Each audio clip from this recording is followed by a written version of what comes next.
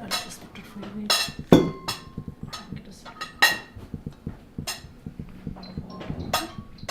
After a long day in office and hectic job, and when you come back, you go back to the family and kids, and you forget everything. So I personally feel that it's the biggest blessing to have family and have kids. Very important. No, I'm talking about the other one. Which high school? What we did is a demographic study of the Muslim population all around the world, 232 countries and territories around the world. We looked at how many Muslims live in each today. We looked at how many Muslims there were in each 20 years ago. And we projected forward using the best demographic techniques to try to estimate how many will live in each country in the world 20 years from now.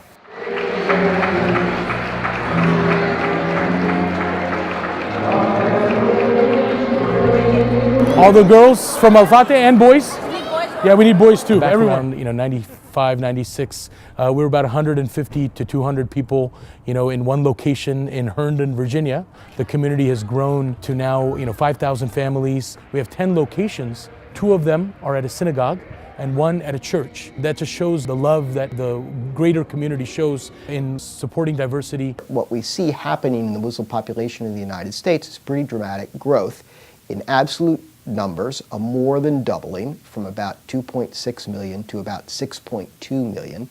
And in percentage terms, roughly a doubling. Just to put that into context, that means that roughly speaking, Muslims by the year 2030 might be about as large in the United States as Episcopalians or Jews are in the US population today. That's an important doubling, but it's still a very small percentage of the population, still under 2%. When you're talking about such a small population, how is it going to retain its identity? And I think the Islamophobia we're seeing is forcing these very ethnically and culturally and socially and religiously different Muslims to come together. If you say to me, well, how many are going to be followers of Al-Qaeda? How many are going to be supporters of Osama bin Laden? I can't tell you that. I have no way of predicting levels of religiosity in the future. All this tells us is numbers of people. 50 years ago, if you asked anyone, who do you think of when you think of a Muslim? Someone like Muhammad Ali would come up. And now if you ask people, what do you think of when you think of a Muslim? Who are they going to name?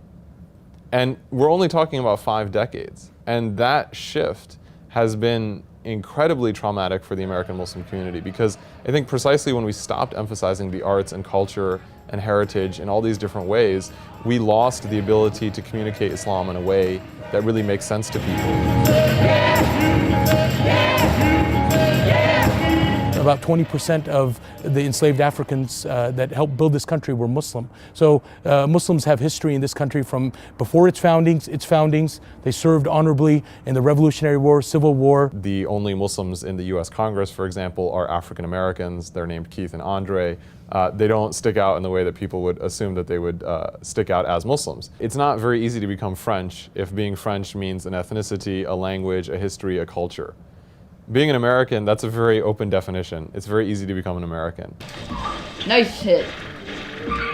For me, America is the best place to live. Because here you have the religious freedom. You have the choice, you have the right to say yes or no.